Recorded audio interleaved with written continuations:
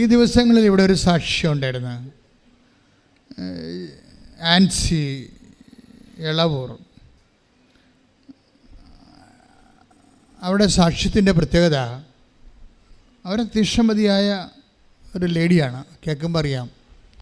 ചിലർക്ക് ഉടമ്പടിയൊക്കെ എടുക്കുമ്പോഴേ അവർക്ക് ബേസിക്കായിട്ട് ഫെയ്ത്ത് ഉണ്ട്, ബേസിക്കായിട്ട് ദൈവസ്നേഹമുണ്ട്.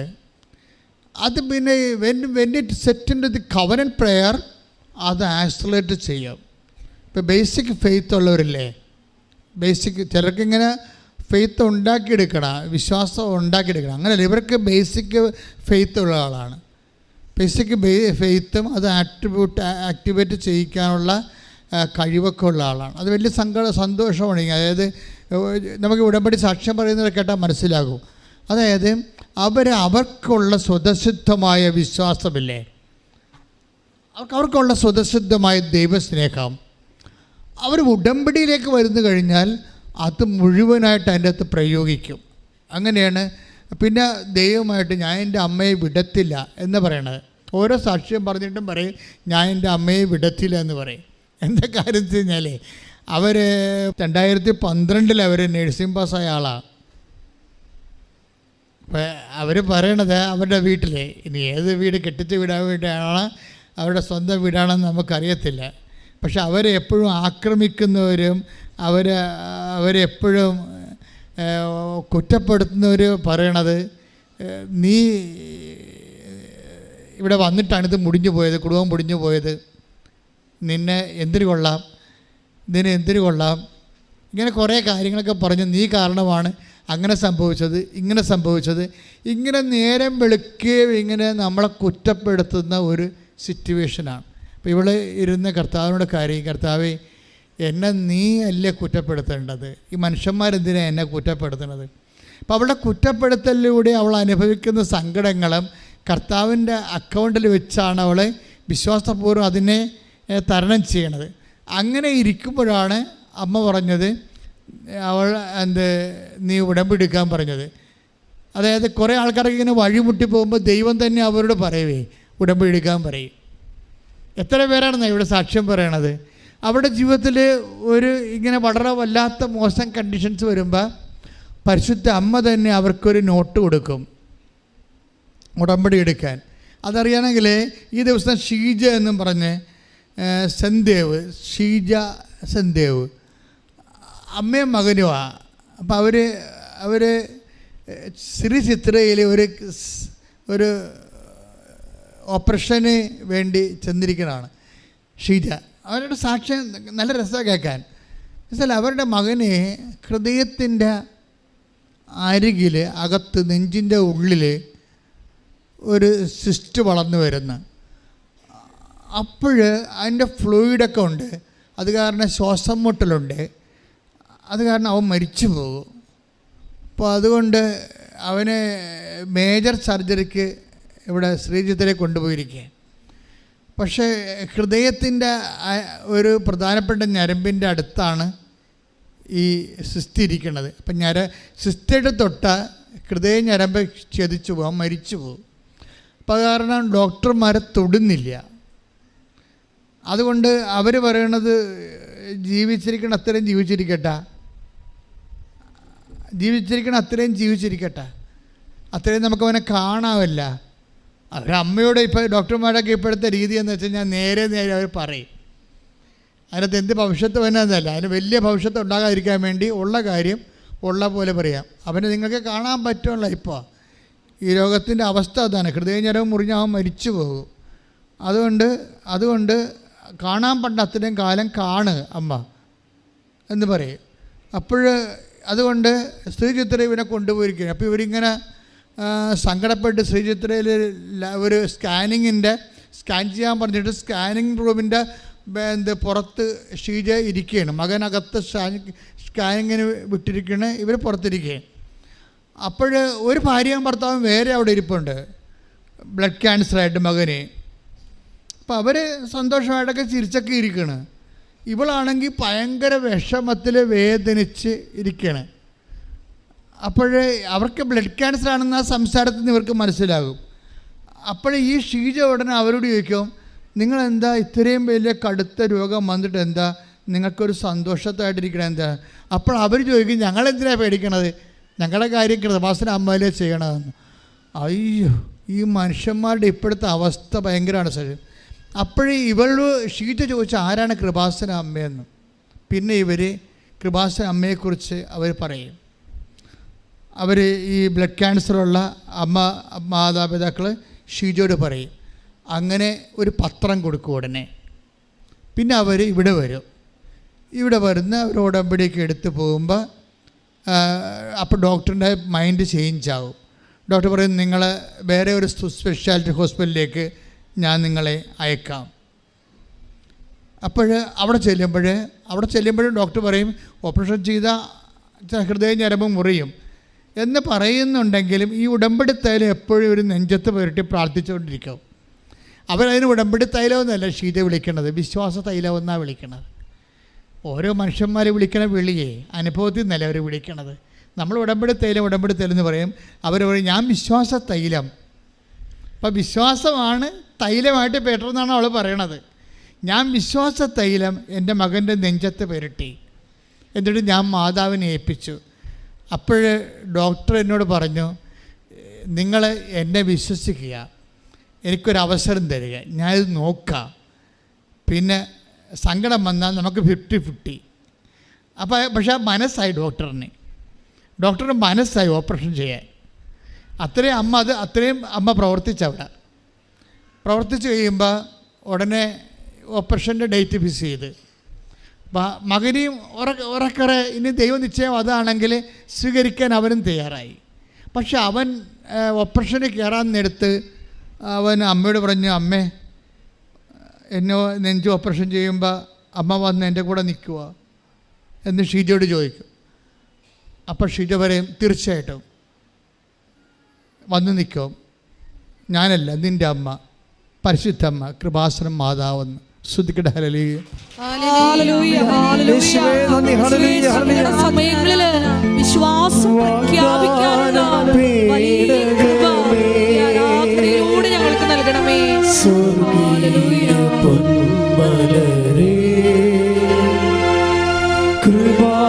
കൃപാസനത്തിൻ്റെ അമ്മേ, പ്രസാദവരമാതാവേ,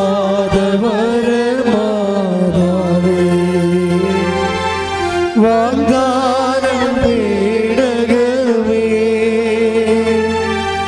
സ്വർഗീയ പൊന്മലരേ,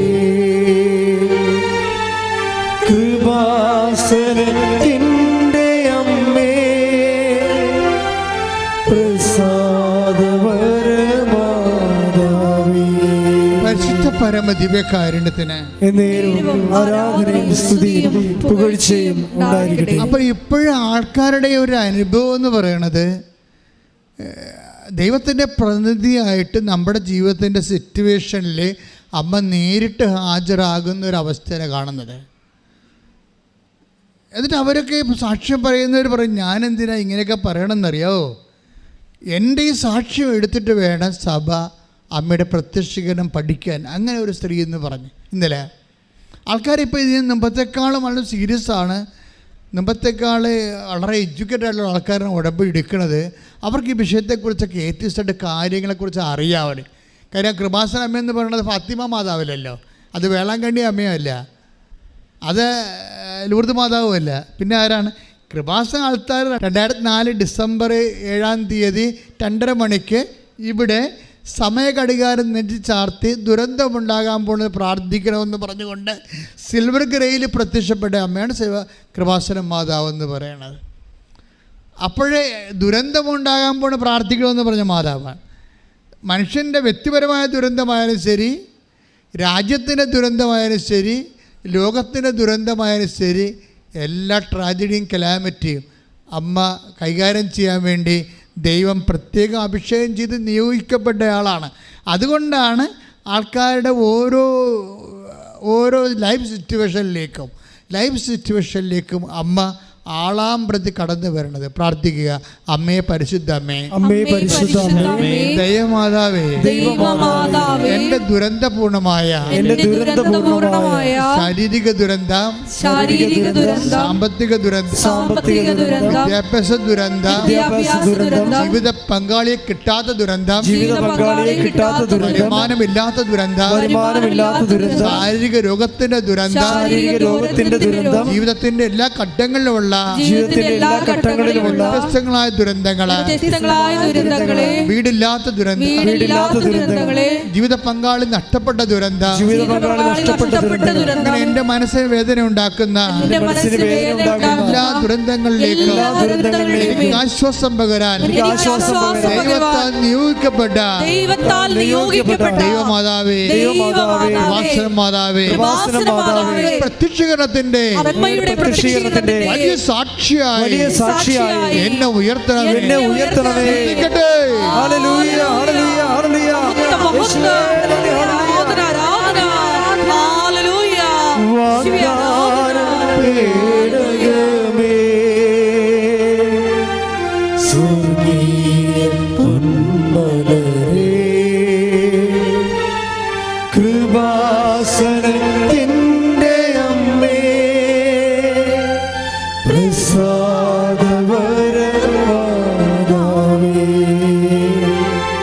വാഗ്ദാന പേടകമേ, സ്വർഗീയ പൊന്മലരേ, കൃപാസനത്തിൻ്റെ അമ്മേ, പ്രസാദവരമാതാവേ, പരിശുദ്ധ പരമദിവ്യകാരുണ്യത്തിന് ആരാധനയും സ്തുതിയും പുകഴ്ചയും ഉണ്ടായിരിക്കട്ടെ. അപ്പം ആൻസി ഇളയാവറിൻ്റെ സാക്ഷ്യത്തിൽ ഒരു സാക്ഷ്യം, അവരുടെ വീട്ടിലെ അവരുടെ മകൻ പിച്ചും പേയും പറയാൻ തുടങ്ങി. മകനല്ല, ആങ്ങള പിച്ചും പേയും പറയാൻ തുടങ്ങി. അവൻ യൂറോപ്പിൽ വിദേശത്ത് ജീവിക്കുകയാണ്, ജോലി അവിടെയാണ്. ജോലി കഴിഞ്ഞ് വീട്ടിൽ വന്നപ്പോൾ അവൻ സംസാരിക്കണത് ശരിയാകണില്ല. ഓരോ മനുഷ്യൻ്റെ ദുരന്തമേ, സംസാരിക്കണത് ശരിയാകണില്ല. ഒരു ഓർമ്മക്കുറവ് പോലെയൊക്കെ പറയണം. എന്താ വെച്ചാൽ സങ്കടം ഭയങ്കരമാണ്. കല്യാണം കെട്ടിക്കാൻ കുറേ നാളായി, 10-27 വയസ്സായപ്പോൾ ഇന്ന് വരെ ജീവിത പങ്കാളിക്ക് ഒക്കണില്ല. ഇപ്പം ഇങ്ങനെ നിന്ന് പോകുവാന്ന് വിചാരിച്ചപ്പോഴേ അവൻ്റെ മനസ്സിൻ്റെ സമനില വിട്ട പോലെയൊക്കെ അവൻ സംസാരിക്കണം. നിങ്ങളിതൊക്കെ മനസ്സിലാകുന്നുണ്ടോ? ഇതൊക്കെ ദുരന്തമാണ് ശരിക്കും, എന്തുമാത്രം ദുരന്തമാണ്. അപ്പോൾ പെങ്ങൾക്കത് മനസ്സിലായി. അതായത് ആങ്ങളയ്ക്ക് ജീവിത പങ്കാളിയെ കിട്ടാത്ത, വിവാഹം കഴിക്കാൻ പറ്റാത്തത് കൊണ്ട് അവന് മനസ്സ് വേദനിച്ചിട്ട് അവനിങ്ങനെ സമനില തെറ്റിയ പോലെയൊക്കെ എല്ലാവരോടും എടുത്തു ചാടും, എല്ലാവരോടും കോപിക്കും. തൊട്ടാൽ അവൻ വഴക്കുണ്ടാക്കി അവസാനിക്കത്തുള്ളത്. ഒന്നും പിടിക്കണില്ല, ഭക്ഷണം പിടിക്കണില്ല, വസ്ത്രം തേക്കണ പിടിക്കണില്ല. അപ്പോൾ ഇങ്ങനെ പിടിക്കാതെ വരുമ്പോൾ നിങ്ങൾക്കറിയാം അത് ആ വിഷയം അതല്ല, വേറെ എന്തോ വിഷയമാണെന്നൊക്കെ മനസ്സിലായി. പക്ഷേ പെങ്ങളത് പെട്ടെന്ന് ക്യാച്ച് ചെയ്ത് അവനെ വിവാഹം കല്യാണം വെക്കാത്ത വന്നു. ഒരു പെണ്ണ് അവനെ പിടിക്കണില്ല, അതാണ് പ്രശ്നം. അവന് പിടിക്കണ പെണ്ണുങ്ങൾക്ക് പിടിക്കത്തില്ല. എന്ത് ദിവസം ഇങ്ങനെ നീട്ടിക്കൊണ്ട് പോവുകയാണ്. അപ്പോഴുടനെ ആൻസി പറഞ്ഞു ഉടമ്പടി എടുത്തില്ല. ആൻസി ഉടമ്പടി എടുത്ത കാരണം ആൻസിക്ക് ഒരു ധൈര്യമുണ്ട്. ആൻസി അമ്മയോട് പറഞ്ഞു, അമ്മേ ഇന്ന് അവൻ്റെ അവസ്ഥ കണ്ട, അവൻ പിച്ചിപ്പയും പറയാൻ കണ്ടില്ലേ, അവൻ്റെ സമനില എനിക്ക് സഹിക്കാൻ പറ്റുന്നില്ല. അവൻ നാളെ മറ്റന്നാളെ പോവുകയാണ്, ലീവും കഴിഞ്ഞ്. ഇക്കാലം ലീവ് മുഴുവൻ ഇവിടെ നിന്നിട്ട് അവന് പെണ്ണ് കിട്ടിയില്ല, അവൻ പോവുകയാണ്. ഇനി അവൻ എപ്പോൾ വരാനാണ്? വന്നാൽ തന്നെ അവൻ ഇപ്പം തന്നെ ഇത് അവസ്ഥയെങ്കിൽ എന്തവസ്ഥയായിരിക്കും? അതുകൊണ്ട് അമ്മയോട് എനിക്ക് ഒന്നേ പറയാനുള്ളൂ, ഇന്ന് രാത്രി അമ്മ അവന് പെണ്ണിനെ കൊടുക്കണമെന്ന് പറയും. ഇന്ന് രാത്രി അവനുള്ള പെണ്ണിനെ എവിടെയാണുള്ളത്, അമ്മ അവന് അതിനൊരു അടയാളം കൊടുക്കണമെന്ന് പറയും. അപ്പോൾ അത്രയും സ്വതന്ത്രമായിട്ട് അമ്മയോട് സംസാരിക്കുകയാണ്. എന്നിട്ട് അവൾ മാറിക്കിടന്നുറങ്ങും. അപ്പോൾ അമ്മ അവൾ ഉറങ്ങണ സമയത്താണ് അമ്മ പറയും, നീ പറഞ്ഞ കാര്യം സെറ്റായിട്ടുണ്ടെന്ന് പറയും. അത് അമ്മ ഇങ്ങനെ നമ്മോട് സംസാരിക്കുക, അത് രസമാണ്. അതായത് അമ്മ ഇവളോട് പറയും, ഈ രാത്രി തന്നെ ഈ വിഷയത്തിൽ തീരുമാനം ഉണ്ടായിട്ടുണ്ട്. ഇവൾ സ്വരം കേൾക്കണ പോലെ അത് അവൾ ആന്തരിക ആത്മാവിൽ മനസ്സിലാക്കും. ഈ കൃപാസന അമ്മയുടെ ഒരു രീതി അതാണ്. അത് ഡയറക്റ്റാണ് സംസാരിക്കുക. കാണേണ്ട പാട്ടിൽ വന്ന് കാണും, സംസാരിക്കേണ്ട പാട്ടിൽ വന്ന് സംസാരിക്കും. അന്തരക്കരണം കൊണ്ട് നമ്മളത് കേൾക്കും. അന്ധജ്ഞാനം കൊണ്ടത് തിരിച്ചറിയും നമ്മൾ. ഇങ്ങനെ നമ്മൾ ഇന്ന് വരെ ഞാൻ എൻ്റെ ജീവിതത്തിൽ അനുഭവിക്കാത്ത തരത്തിലുള്ള സാക്ഷ്യങ്ങളാണ് ആൾക്കാർ പറയണത്. അപ്പോൾ അമ്മ അവളോട് പറയും, ഇന്ന് രാത്രി ഈ വിഷയം സെറ്റ് ചെയ്യുമെന്ന് പറയും. അപ്പോൾ അതൊക്കെ സമാധാനത്തിൽ ഇവിടെ കിടന്നുറങ്ങും. ഉറങ്ങിയിട്ട് അവളെ കെട്ടിച്ച വീട്ടിൽ നിന്ന് രാവിലെ അവളുടെ സ്വന്തം അമ്മയെ വിളിക്കും. അമ്മ ഇന്നലെ രാത്രി വല്ലതും സംഭവിച്ച, അമ്മ എന്നോട് പറഞ്ഞായിരുന്നു എന്നുള്ള രീതിയിൽ കാര്യം പറയത്തില്ല. ഇന്നലെ രാത്രി ആങ്ങളുടെ കല്യാണമായിട്ട് വല്ലതും സംഭവിച്ച, അപ്പോൾ ഉടനെ പറയും ഇന്നലെ രാത്രി 8:30 കഴിഞ്ഞപ്പോൾ ഒരു കോൾ ഉണ്ടായിരുന്നു, അവരിങ്ങോട്ട് വിളിക്കുകയാണ് ചെയ്തത്, കല്യാണം കെട്ടിക്കാൻ തയ്യാറാണോ, നിങ്ങളുടെ മകനെ ഞങ്ങളുടെ മകൾക്ക് ആലോചിക്കാൻ തയ്യാറാണോ എന്ന് ചോദിച്ചെന്ന്. അപ്പോൾ ഇവൾ പറഞ്ഞു ദാറ്റ്സ് ഓക്കെ, അത് അമ്മയുടെ കേസാണ്, ഇനി അത് കളയണ്ട, ചെയ്തേക്കാമെന്ന് പറഞ്ഞു. ഇനിയൊന്നും അറിയണ്ട, തിരക്കണ്ട, അന്വേഷിക്കണ്ട, നമുക്ക് ചെയ്യാമെന്ന് പറയും. അപ്പോൾ അത് പെട്ടെന്ന് കല്യാണം വിത്തിൻ ഒരു വീക്കിലെ കല്യാണം കല്യാണം നടക്കും. നമ്മളെൻ്റെ മക്കളെ ശ്രദ്ധിക്കേണ്ട കാര്യത്തിൽ ചെറുക്കന്മാരും പറയും, പെണ്ണുങ്ങളും പറയും, അല്ല ഞാനെവിടെ പോകാൻ, അമ്മ എങ്ങനെ പോയി പ്രാർത്ഥിക്കുക, അവൾക്ക് ചമ്മല, ദൈവത്തോട് അവൾക്ക് ജീവിത പങ്കാളിയെ കിട്ടണില്ലെന്ന് പറയാൻ ചമ്മല. അതാണ് പ്രശ്നം, അതാണ് നിങ്ങളുടെ പ്രശ്നം. നിങ്ങൾക്ക് ദൈവത്തോട് തുറന്ന് പറയാൻ പറ്റണില്ല, അത്ര എളിമയില്ല നിങ്ങൾക്ക്.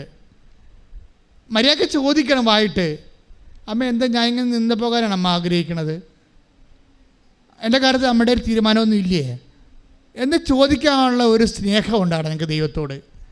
നമ്മൾ അതിനു വേണ്ടിയാണ് ഉടമ്പടി എടുത്തിരിക്കുന്നത്. ഉടമ്പടി നിങ്ങൾ ദൈവസ്നേഹത്തേക്ക് വളർത്തണം, വിശ്വാസത്തിലേക്ക് വളർത്തണം, പ്രത്യാശയിലേക്ക് വളർത്തണം. പ്രാർത്ഥിക്കുക, കർത്താവേ ഉടമ്പടിയിലൂടെ എന്നെ ദൈവസ്നേഹത്തിലേക്ക് വളർത്തണമേ, വിശ്വാസത്തിലേക്ക് വളർത്തണമേ, പ്രത്യാശയിലേക്ക് വളർത്തണമേ. ശ്രദ്ധിക്കട്ടെ, ഹല്ലേലൂയ.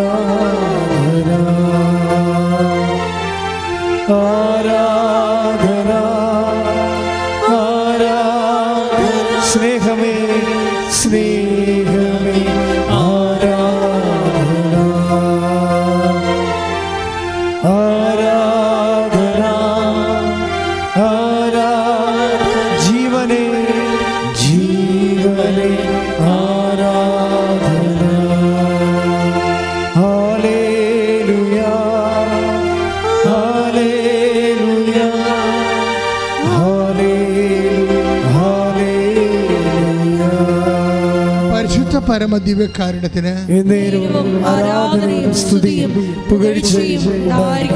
അപ്പോൾ നമ്മളിങ്ങനെ പേഴ്സൺ ടു പേഴ്സൺ ഡയലോഗുകളിലേക്ക് ആണ് നമ്മുടെ സ്പിരിച്വാലിറ്റി ഡെവലപ്പ് ചെയ്ത് വരണത്.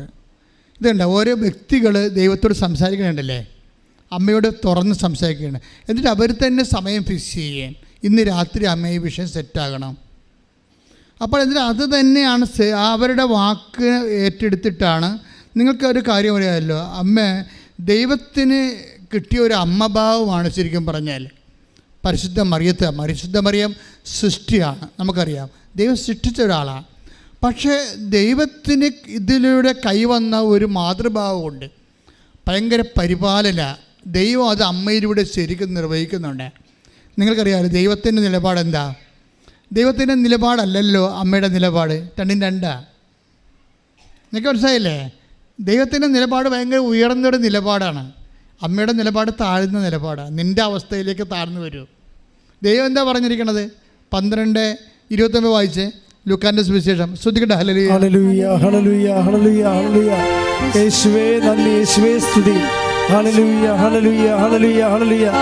യേശുവേ സ്തുതി, ആരാധന. Hallelujah hallelujah hallelujah. ലൂക്ക 12:29. എന്ത് തിന്നുമെന്നോ, എന്ത് കുടിക്കുമെന്നോ അന്വേഷിക്കേണ്ട, അന്വേഷിക്കേണ്ട. ആകുലചിത്തരാവുകയും വേണ്ട. ഈ ലോകത്തിന്റെ ജനതകളാണ് ഈ ലോകത്തിന്റെ ജനതകളാണ് ഇതെല്ലാം അന്വേഷിക്കുന്നത്. വചനം മനസ്സിലാപ്പിടിച്ചേ. ലൂക്ക 12:29 എന്ത് പറഞ്ഞ ഒന്ന് എന്ത് തിന്നുവെന്നോ എന്ത് കുടിക്കുമെന്നോ വിചാരിച്ച് ആകുല ചിത്തരാകേണ്ട. ആരാണിത് അന്വേഷിക്കണം എന്നാ പറയണത്?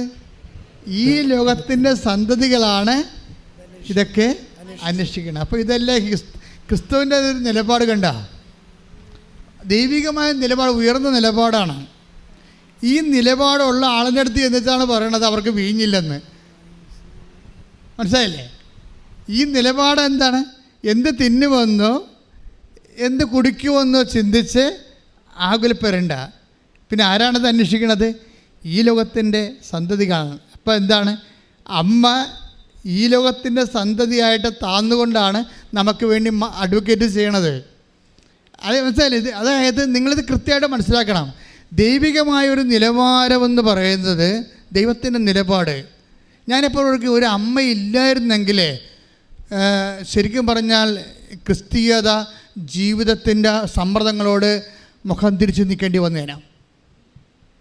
പറഞ്ഞ മനസ്സിലായില്ലേ? കാര്യം എന്താണ്? എന്ത് കുടിക്കുമെന്നോ എന്ത് തിന്നുമെന്ന് വിചാരിച്ചുകൊണ്ട് നിങ്ങൾ ആകുല ചിത്തരാകേണ്ട. ലോകത്തിൻ്റെ സന്തതികളാണിതെല്ലാം അന്വേഷിക്കുന്നത്. ആ എന്ത് കുടിക്കുമെന്ന് പോലും ആകുല ചിത്തരാകേണ്ട എന്ന് പറയുന്ന ആ ദൈവത്തിൻ്റെ മുഖത്ത് നോക്കിയിട്ടാണ് അവർക്ക് വീഞ്ഞില്ല എന്ന് പറയണത്. മനസ്സിലായ? അപ്പോൾ രണ്ട് വിഷയമാണ് ഇദ്ദേഹത്തെ ബ്രാൻഡഡ് ആകണത്.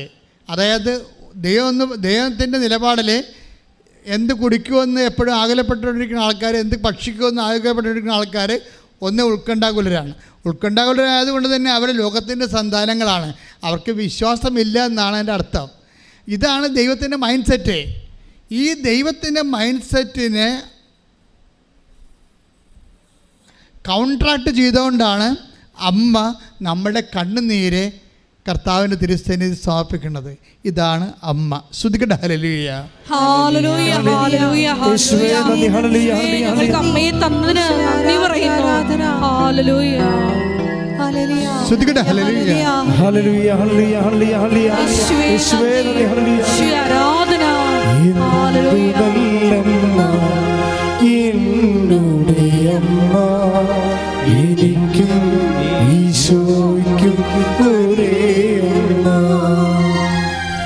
എന്തു നല്ലമ്മ എന്നുടെ അമ്മ എനിക്കും ഈശോയ്ക്കും ഒരേ അമ്മ. പരിശുദ്ധ പരമദിവ്യകാരുണ്യത്തിന് ആരാധനയും സ്തുതിയും പുകഴ്ചയും ഉണ്ടായിരിക്കട്ടെ. അപ്പം നിങ്ങളെപ്പോഴും കേൾക്കുന്നവർ മനസ്സിലാക്കണം എന്നറിയാവോ? അതായത് കേൾക്കുന്ന വിചാരിക്കും കുടിച്ചും തിന്നൊക്കെ അമ്മയുടെ കൂടെ കഴിയാവില്ല. അതല്ല അമ്മയുടെ ഉദ്ദേശം. അമ്മയുടെ മനസ്സിൽ പറയും ഇത് ഇൻട്രൊഡ്യൂസ് ചെയ്യേണ്ട സമയമാണ്. ആരെ? ഈശോനെ. നിങ്ങൾക്ക് ഒരു അടയാളം സംഭവിക്കുമ്പോൾ എന്താണ് ദൈവം ചെയ്യണത്? അമ്മയിലൂടെ ദൈവത്തെ നിങ്ങൾക്ക് പരിചയപ്പെടുത്തി തരികയാണ്. മനസ്സിലായില്ലേ? അമ്മ ഒരു കൈച്ചുണ്ടിയാണ്. ഇതാണ് വഴി. ഇതിലേ പോയാൽ ക്രിസ്തുവിനെ കണ്ടെത്താം. അതാണ് അമ്മ. കൈയിട്ടിച്ച് കർത്താവ് ഹല്ലേലൂയ. Hallelujah hallelujah hallelujah. ഞങ്ങൾ നടക്കേണ്ട വഴി പരിശുദ്ധ അമ്മയിലൂടെ കാണിച്ചു തരുന്നതിന് നന്ദി പറയുന്നു. ഹല്ലേലൂയ.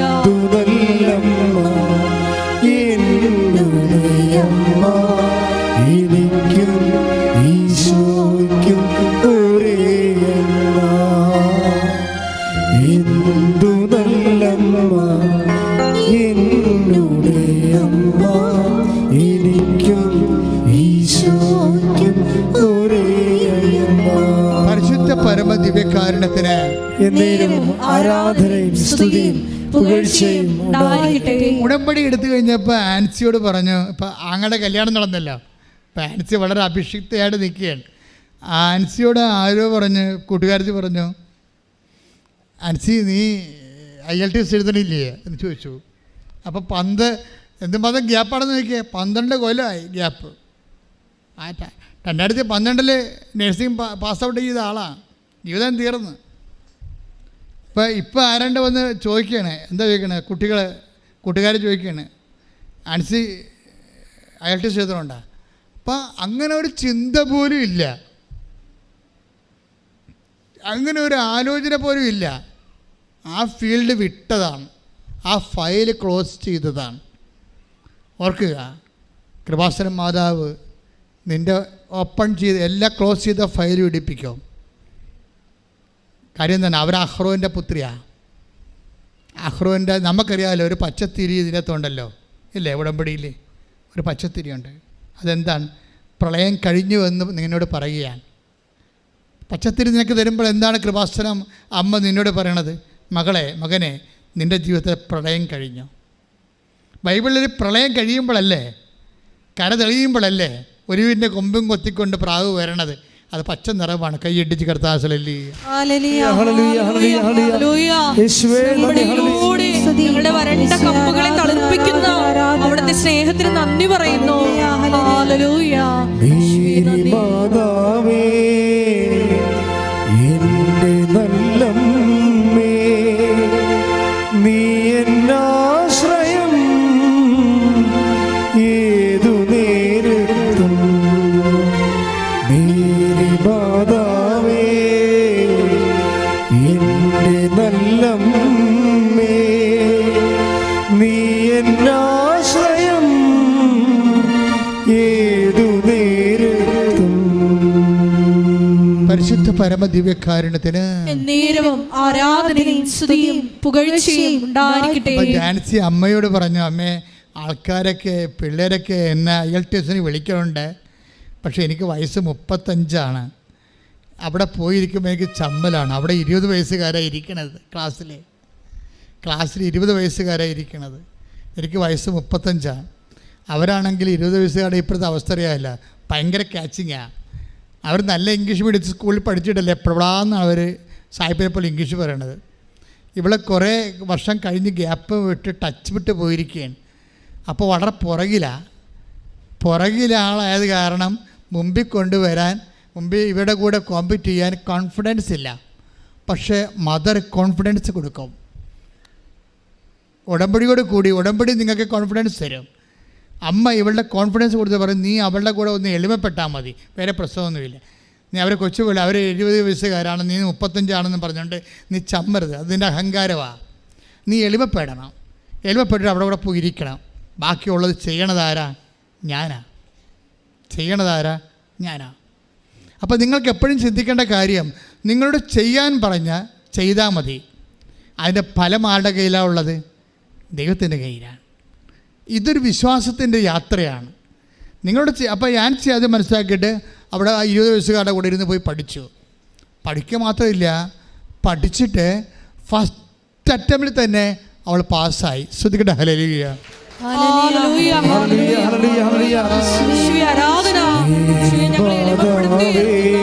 അവിടുത്തെ കാരണത്തിന് നന്ദി പറയുന്നു. നീ എന്നാശ്രയം ഏതു നേരത്തും. മേരി മാതാവേ, എന്റെ നല്ലമ്മേ, നീ എന്നാശ്രയം ഏതു നേരത്തും. പരിശുദ്ധ പരമദിവ്യകാരുണ്യത്തിന് ആരാധനയും സ്തുതിയും പുകഴ്ചയും ഉണ്ടായിരിക്കട്ടെ. അമ്മ നമ്മുടെ ജീവിതമാണ് നോക്കുന്നത്. മനസ്സിലായില്ലേ?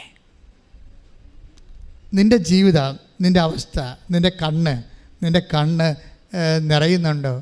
നിൻ്റെ കൺകോളിൽ ഒളിച്ചിരിക്കുന്ന കണ്ണുനീര് കാണുന്ന അമ്മയുടെ സൗഹൃദമാണ് നമുക്ക് ഉടമ്പടി നൽകണത്. അതുകൊണ്ടാണ് എൻ്റെ മക്കളോട് ഞാൻ പറയുന്നത്, നിങ്ങൾ അമ്മയെപ്പോലെ വിശ്വാസത്തിലും പ്രത്യാശയിലും ദൈവസ്നേഹത്തിലും ഉടമ്പടിയിൽ അങ്ങ് മുഴുകണം. അങ്ങനെ മുഴുകിയ ദൈവം ഓൺലൈനാണ്. ആൻസി പരീക്ഷയൊക്കെ പാസ്സാക്കി കഴിഞ്ഞിട്ട് എൻ്റെ അടുത്ത് വരും. ഇവിടെ എല്ലാവരും പ്രാർത്ഥിക്കുമല്ലോ, IELTSകാരെയും വിസ വരാത്തവരെയും ഓഫർ ലെറ്റർ വന്നവരെയും പൈസ കൊടുത്തവരെയും പ്രതിസന്ധിയിലായവരെയും എല്ലാവരെയും നേരത്തെ പ്രാർത്ഥിക്കുക. ഇപ്പം ആൻസി പറയണത്, ആൻസിയുടെ തലയെ കൈ വെച്ചിട്ട് ഞാൻ ഇവരുടെ പാസ്പോർട്ട് കൊണ്ട് അമ്മയെടുത്ത് കൊടുക്കും. പാസ്പോർട്ട് കൊടുക്കുമ്പോൾ അമ്മ 4 എന്ന് എന്നോട് പറയും. അപ്പം ഞാൻ ഇവിടെ വന്നിട്ട് പറയും, ആൻസി 4:14 അമ്മ പറയുന്നുണ്ട്. അപ്പോൾ കുഴപ്പമുള്ള കേസല്ലേ ഇത്, നീ വെയിറ്റ് ചെയ്യാൻ പറഞ്ഞു പ്രാർത്ഥിച്ച്. 4:14 എന്ന് അമ്മ പറയുന്നുണ്ട്. അപ്പോൾ അവളത് അമ്മ പറയണത് വിശ്വസിച്ചോ. നമുക്കറിയാം, ഇവിടെ വെക്കുമ്പോൾ നമുക്ക് മനസ്സിൽ കർത്താവ് എനിക്കൊരു ബോധ്യം തരും. അപ്പോൾ ഞാനത് അവരോട് പാസ് ചെയ്യും. അപ്പോൾ 4:14 നമ്മൾ പറയുന്നുണ്ട് വെയിറ്റ് ചെയ്യാൻ പറയും. അപ്പോൾ എന്താ വെച്ചാൽ പൊട്ടക്കേസല്ല ഇത്, നിങ്ങൾക്ക് വെയിറ്റ് ചെയ്യാം. അപ്പോൾ തന്നെ 4-ാം മാസത്തിൽ അവൾ കയറിപ്പോയി. ശ്രുതിക്കട്ടെ hallelujah. Hallelujah hallelujah hallelujah hallelujah hallelujah. മാതാവേ എൻ്റെ നല്ലമ്മേ, നീ എന്നാശ്രയം ഏതു നേരത്തും. മേരി മാതാവേ എൻ്റെ നല്ലമ്മേ, നീ എന്നാശ്രയം ഏതു നേരത്തും. അതായത് നിങ്ങൾ കുറച്ച് കഴിഞ്ഞാൽ, ഒരു ടൈം കഴിഞ്ഞാൽ എൻ്റെ മക്കളെ മെക്കാനിക്കൽ, ഇപ്പം നമുക്കറിയാമല്ലോ പണ്ട് ഈ ലോറിയൊക്കെ ഓടിക്കണില്ലേ, പഴയ ലോറിയൊക്കെ അല്ലേ, 5 ടൺ ലോറിയൊക്കെ ഓടിക്കുമ്പോൾ അത് മെക്കാനിക്കൽ സ്റ്റിയറിങ്ങാണ്. അതൊക്കെ ഇങ്ങനെ സ്റ്റിയറിങ് പിടിച്ച് വളക്കണമെങ്കിൽ ഡ്രൈവറിൻ്റെ 18 മസിലും നമുക്ക് കാണാം, പുറത്ത് കാണിക്കാതെ. ഇപ്പോഴങ്ങനെയല്ല, ഇപ്പോഴേ പവർ സ്റ്റിയറിങ് അല്ല, അതിങ്ങനെയല്ലേ കാണിക്കത്തുള്ളവർ അല്ലേ. അപ്പം അതുപോലെ തന്നെ പ്രെയർ പവർ സ്റ്റിയറിങ്ങിലാക്കണം. കുറച്ച് കഴിയുമ്പോൾ ഇത് അഭിഷേകമാകും. ഇപ്പോൾ ആൻസിയുടെ ഒരു സാക്ഷ്യം കേട്ടപ്പോൾ എനിക്ക് തോന്നിയേ, ആൻസിക്ക് ഭയങ്കര പേടിയാണ് വണ്ടി ഓടിക്കാൻ ഭയങ്കര പേടിയാണ്, വിറക്കും, പിന്നെ വിറക്കും, പല പ്രശ്നങ്ങളാണ്. പക്ഷേ ഒരു പ്രാവശ്യം ഈ ഉടമ്പടി എടുത്തു കഴിഞ്ഞതിന് ശേഷം ഇവൾ ഈ പ്രത്യക്ഷിക്കുന്ന പ്രാർത്ഥന അഭിഷേകമായിട്ട് കിട്ടും. പുസ്തകം നോക്കാതെ തന്നെ നമ്മൾ ഓട്ടോമാറ്റിക്കായിട്ട് എന്തെങ്കിലും ഇഷ്യൂ വന്ന ഉടനെ പ്രത്യക്ഷിക്കുന്ന പ്രാർത്ഥന വായിന്ന് വരും. അതിന് അഭിഷേകം എന്ന് പറയുന്നത്. നമുക്ക് എന്തെങ്കിലും ഇഷ്യൂ വന്നാൽ, നമ്മളൊരു പ്രഗ്നൻസിയിൽ മകളുടെ പ്രസവത്തിന് പോയി നിൽക്കുകയാണ്, അപ്പോൾ അവളെ ഓപ്പറേഷൻ തിയേറ്ററിൽ കയറ്റി, അപ്പോൾ അമ്മ പുറത്ത് നിൽക്കുകയാണെങ്കിൽ ഓട്ടോമാറ്റിക്കായിട്ട് ആരും പറയണ്ട, പ്രത്യക്ഷിക പ്രാർത്ഥനയും വിശ്വാസ പ്രമാണവും സ്വർഗസ്ഥനായ പിതാവും നന്മ പറഞ്ഞു വരെയൊക്കെ ഓട്ടോമാറ്റിക്കായിട്ട് വരും. അതിനാണ് അഭിഷേകം എന്ന് പറയുന്നത്. അതിനാണ് പവർ പ്രേയറിൻ്റെ പവർ സ്റ്റിയറിംഗ് എന്ന് പറയും. അങ്ങനെ ആയിക്കഴിഞ്ഞാൽ നിങ്ങൾ രക്ഷപ്പെട്ടു. ഇപ്പോൾ ഇവളെ സംബന്ധിച്ചിടത്തോളം ഇവളെ പറയണത്, ഞാൻ ഇത്രയും പേടിച്ച് വേർത്തും ഭയപ്പെട്ടുമൊക്കെയാണ് ഞാൻ വണ്ടി എടുത്തുകൊണ്ടിരുന്നത്. പക്ഷേ ഞാൻ ഇപ്പോഴേ വണ്ടിയെ താക്കോൽ ഇട്ട് തിരിക്കുമ്പോൾ തന്നെ എൻ്റെ മനസ്സിൽ അറിയാതെ ഞാൻ പ്രത്യക്ഷ പ്രാർത്ഥന ചൊല്ലിക്കൊണ്ടിരിക്കുകയായിരിക്കും. പക്ഷേ ഞാനത് കുറച്ച് ഞാൻ മനസ്സിലാക്കണത്, ഞാൻ പ്രത്യക്ഷ പ്രാർത്ഥന ചൊല്ലിക്കൊണ്ടിരിക്കുകയായിരിക്കുമല്ല എന്ന്. അപ്പോൾ ഭയമെല്ലാം പോയി. പ്രയർ അഭിഷേകമായി കഴിഞ്ഞാൽ ഭയം പോകും. ഭയത്തെ കളയാൻ ഏറ്റവും നല്ല കാര്യം. ഇപ്പോൾ എന്ത് വിഷയമായാലും നിങ്ങളിത് അഭിഷേകമായി ഒന്ന് പ്രാർത്ഥിച്ചേ. കർത്താവ് ദൈവമേ, പ്രത്യക്ഷീകരണ പ്രാർത്ഥനയും അനുബന്ധ പ്രാർത്ഥനകളും അഭിഷേകമാകാൻ എന്നെ ആശീർവദിക്കണമേ. Hallelujah hallelujah hallelujah hallelujah hallelujah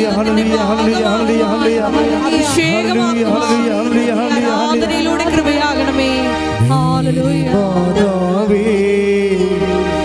എൻ്റെ നല്ലമ്മേ, നീ എന്നാശ്രയം ഏതു നേരത്തും. മേരി മാതാവേ എൻ്റെ നല്ലമ്മേ, നീ എന്നാശ്രയം ഏതു നേരത്തും. പരിശുദ്ധ പരമദിവ്യകാരുണ്യത്തിന്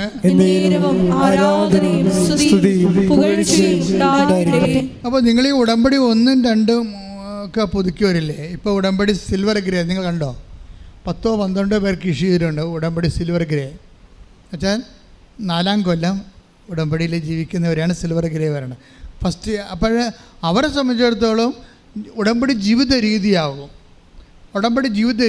ചിലപ്പോൾ 1,00,000 പേർ ഉടമ്പടി എടുത്താൽ ചിലപ്പോൾ 10 പേരൊക്കെ ആ മേഖല വരത്തുള്ളായിരിക്കും. ഇനി കൂടുതൽ വരാൻ സാധ്യതയുണ്ട്. കാര്യം ആൾക്കാർ ഒത്തിരി പേര് ഉടമ്പടി ജീവിത രീതി പോലെ എടുക്കുന്നുണ്ട്. കാര്യം അത് കൗതാശികമായിട്ട് ആൾക്കാരെ ശക്തിപ്പെടുത്തും, സഭയുമായിട്ട് ശക്തിപ്പെടുത്തും. അവൻ ഏത് സഭയിലാണ് വിശ്വസിക്കണം ആ സഭയിൽ അവനെ ശക്തിപ്പെടുത്തും. അങ്ങനെ കൃത്യതയോടുകൂടി ദൈവത്തിൻ്റെ കൂടെ സഞ്ചരിക്കുന്നത് ഏറ്റവും ഇഷ്ട കാര്യങ്ങളിൽ. അതായത് നമ്മൾക്ക് ഇന്ന കാര്യമൊന്നുമല്ല, എന്ത് കാര്യവും നമുക്ക് കമ്മ്യൂണിക്കബിളാണ്. ഒരു മരിയ സ്പിരിച്വാലിറ്റി ഫോളോ ചെയ്യുമ്പോൾ ഉണ്ടാകുന്ന ഗുണവതാണ്. അമ്മയ്ക്കൊന്നും നിസ്സാര ചെറിയ കാര്യങ്ങളല്ല. അമ്മ സന്തോഷിക്കണമൊക്കെ വലിയ കാര്യത്തിലായിരിക്കും, ചെറിയ കാര്യത്തിൽ സന്തോഷിക്കത്തില്ല. പക്ഷെ നിങ്ങൾക്കറിയാമല്ല, അതായത് അമ്മ സന്തോഷിക്കണതൊക്കെ വലിയ കാര്യത്തിലാണ് സന്തോഷിക്കണത്. ചെറിയ കാര്യത്തിൽ നിങ്ങളും അതുപോലെ ഇരിക്കണം, ഞാനും അതുപോലെ ഇരിക്കണം. ചെറിയ കാര്യത്തിൽ ഇപ്പോൾ നമുക്കറിയാമല്ലേ, ഇപ്പോൾ ലൂക്കായുടെ സുവിശേഷം 1:49 എടുത്തേ. ലൂക്ക 1:49. ശക്തനായവൻ എനിക്ക് വലിയ കാര്യങ്ങൾ ചെയ്തിരിക്കുന്നു. ഒന്നേറ്റ് പറഞ്ഞേ, ശക്തനായവൻ എനിക്ക് വലിയ കാര്യങ്ങൾ ചെയ്തിരിക്കുന്നു. അപ്പൊ ശക്തനായ എനിക്ക് വലിയ കാര്യങ്ങൾ ചെയ്തിരിക്കണം എന്ന് പറയുമ്പോഴേ അത് അതിൻ്റെ ഫീൽ എന്താണ്? സന്തോഷമാണ്.